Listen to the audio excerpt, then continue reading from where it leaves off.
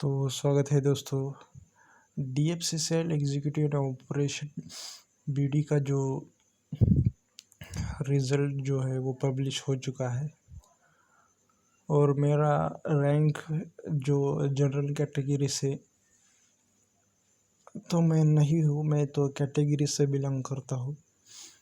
पर फिर भी मेरा जो रैंक है वो 511-12 शायद 510 के ऊपर ही है अप्रोक्सीमेटली। ठीक है, तो मैंने इतना फोकस नहीं दिया उसके ऊपर क्योंकि मेरे हैंड में और कई सारे रिज़ल्ट है।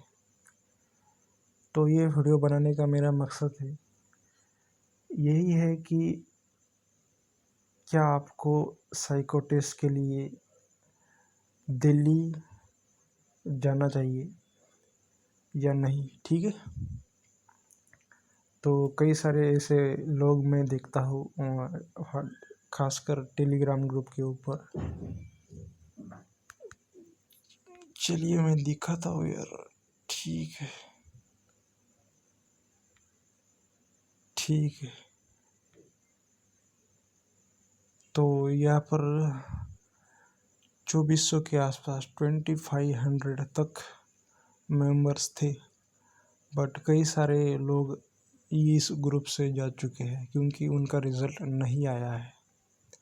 और इसमें से 70% ऐसे लोग हैं जिन्होंने 2500 में से 70 to 80% ऐसे लोग थे, 50 या 60% भी कह सकते हो, जिन्होंने रिज़ल्ट आने के पहले ही साइको टेस्ट का टेस्ट सीरीज बाय किया था कई सारे यूट्यूबर्स के इन्फ्लुएंस में आकर। ठीक है, और मुझे पर्सनली मालूम है कि उनमें से 50% लोगों का तो रिज़ल्ट ही नहीं आया। अनफॉर्चुनेट है उन लोगों के लिए जिनका सीबीटी क्वालिफाई नहीं हो चुका है।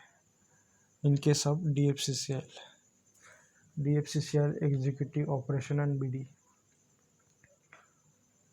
तो मैं वीडियो बनाने का मकसद यही है कि मेरा जो रैंक है 500 प्लस 510 प्लस, तो मुझे नहीं लगता कि मेरा जो है फाइनल सिलेक्शन हो जाएगा। ठीक है, हालांकि मैं फिर भी जनरल कैटेगरी से नहीं हूँ, कैटेगरी से बिलोंग करता हूँ, बट फिर भी ये पॉसिबल नहीं है। ठीक है, फाइनल सिलेक्शन। हालांकि तुम जा सकते हो अगर तुम्हारे पास कोई हैंड में कोई नहीं है, बट अगर तुम्हारी रैंक अच्छी खासी नहीं है तो समझ लेना कि तुम्हारा वेस्ट ऑफ टाइम है, वेस्ट ऑफ मनी भी है। जैसे कि मान लो किसी कैटेगरी को सपोज 20 वैकेंसीज है, 20 वैकेंसीज है फॉर ओबीसी कैटेगरी सपोज मान लो। तो आपकी कैटेगरी में आपकी रैंक होनी चाहिए मैक्सिमम आपकी रैंक होनी चाहिए 40। ठीक है, उसका डबल करो, जितनी वैकेंसीज है उसका डबल करो। तो ओबीसी को अगर या फिर एससी कैटेगरी को 20 वैकेंसीज है तो 20 वैकेंसीज का डबल करो तो वो होता है 40। तो 40 वैकेंसीज के ऊपर आप लड़ सकते हो। ठीक है, और ऐसा भी नहीं है कि इसमें बच्चे फेल हो जाते, फेल नहीं होते। साइको टेस्ट में बहुत कम लोग फेल होते। वो पहले था पिछली साल की वैकेंसीज में और या फिर उससे पहले। तो वो ज़माना तो चला गया है कि डीएफसीसीएल का कोई मटेरियल नहीं था, साइको टेस्ट का कोई मटेरियल नहीं था, बट राइट नाउ इसका कंटेंट काफ़ी ज़्यादा अवेलेबल है। ठीक है, तो अगर मैं बोलता हूँ 1:2 का रेशो, अगर आप 1:3 या 2.5 के रेशो में जाते हो अपनी कैटेगरी में से, तो चलिए आपने डीएफसीसीएल का साइको भी क्लियर किया, तो ये फेल कितने लोगों को करने वाले हैं? 20% लोगों को, 20% या 30%।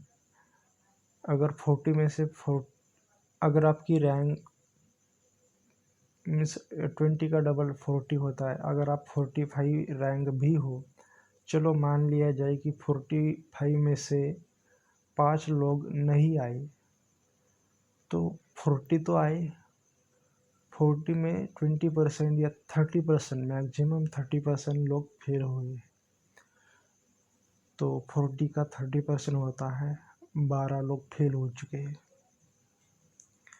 तो बच्चे कितने भाई? 28 लोग बच गए हैं, ठीक है।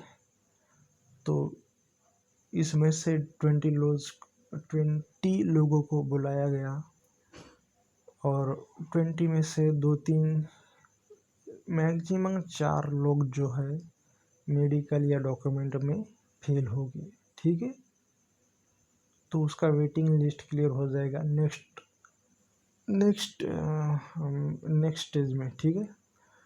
तो रिमेन कितने हुए थे? 28 लोग में से 20 तो डॉक्यूमेंट वेरिफिकेशन या फिर मेडिकल में गए, 4 या 5 मैक्सिमम 5 लोगों को निकाल दिया। बच्चे कितने? 8 में से 5 लोगों को बुलाया गया। तो इस तरीके से ये होता है, ठीक है। चलो 5 में से और किसी लोगों ने रिज़ाइन किया, बाकी के 2-3 लोग और भी लग गए, तो आपके वेटिंग में चांसेस क्लियर होने के चांसेस है अगर आप 1:2 के रेशो में आते हो, ठीक है, फाइनल सिलेक्शन के लिए। बट आपकी रैंक बहुत बुरी है, सपोज जनरल कैटेगरी से आप बिलोंग करते हो, मुझे नहीं पता एग्जैक्टली कितनी वैकेंसीज है अभी, हम मान लेते हैं चलो 50% तो रिजर्वेशन में ही जाता है, हम मान लेते हैं 70-80 के आसपास वैकेंसीज है, क्योंकि PWD 10 वैकेंसीज, एक सर्विसमैन की 30 वैकेंसी, इसको निकाल दिया जाए तो जनरल की सपोज 50 वैकेंसीज है, तो आपकी रैंक होनी चाहिए 100 या फिर 120, ठीक है। तो 100 या 120 आपकी रैंक हो तभी आपका फाइनल सिलेक्शन पॉसिबल है, नहीं तो आप जो है waste of time, waste of money, और ट्रैवल का जो भी खर्चा है और आने जाने का जो भी खर्चा है सब कुछ बर्बाद हो जाएगा। हालांकि आप एक्सपीरियंस लेना चाहते हो तो वो भी ले सकते हो, कोई प्रॉब्लम नहीं है। बट इस पैंडेमिक में, इस कोविड जैसे सिचुएशन में, और आपके पास बहुत सारी अपॉर्चुनिटीज़ भी है, जैसे कि अभी जो है ये NVS का एग्ज़ाम है, उसके बाद RBI असिस्टेंट का एग्ज़ाम भी है, ये नोटिफिकेशन है अभी ऑन गोइंग प्रोसेस में, मेरे हिसाब से ICAR का वैकेंसी है, उसके बाद ESIC का है, उसके बाद SBI का भी आ सकता है,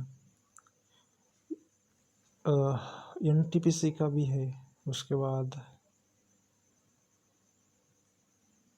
SSC का कैलेंडर भी है, उसके बाद आपके स्टेट गवर्नमेंट को उसको मैंने काउंट नहीं किया है, बट वो आप अपने हिसाब से उसको काउंट कर सकते हो, ठीक है। तो यही समझाने का, आप समझाने को तो मैं नहीं आया, बट आप समझ सकते हो। बट कई सारे लोग इसका आप मिसयूज़ भी कर रहे हैं, अपना साइको टेस्ट सेल करने के चक्कर में कट ऑफ बहुत ज़्यादा कम प्रेडिक्ट करके अपना कोर्सेस को सेल कर दिया है, ठीक है। बट सिचुएशन बहुत ही वर्स्ट है। अगर आप एक सर्विसमैन भी हो तो आपकी रैंक होनी चाहिए 1000 तक, ठीक है, 1000 तक। अगर आप PWD भी कैंडिडेट हो तो आपकी रैंक होनी चाहिए 850 तक, ठीक है, 850 तक। उसके बाद एसटी कैटेगरी की 700 तक, SC category sorry SC category 700 तक। उसके बाद एसटी कैटेगरी का रैंक 600 तक, ठीक है, 600। उसके बाद ओबीसी ओबीसी 500 तक अच्छा खासा है, ठीक है, 500 तक, 500 550 तक। जनरल के लिए तो ठीक है, ये आप, मैं इसको काउंट करता हूँ 200 तक, 200 250 तक, ठीक है। तो इस तरीके से ये भी मैंने बहुत ज़्यादा बताया, बहुत ज़्यादा बताया, ठीक है। हालांकि मैंने जनरल का तो 200 250 तक ठीक है। उसके बाद ओबीसी का 400 तक तो मेरे हिसाब से होना चाहिए, 400। एससी का 500 550, और एसटी का जो है 600 650, ठीक है, 600 650। उसके बाद आता है पीडब्ल्यूडी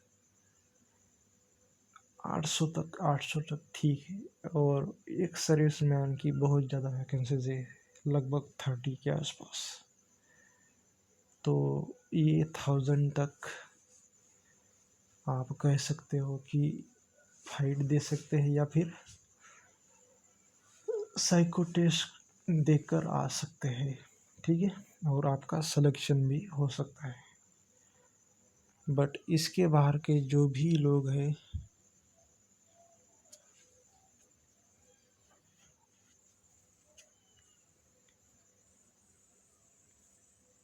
तो ये है एक ग्रुप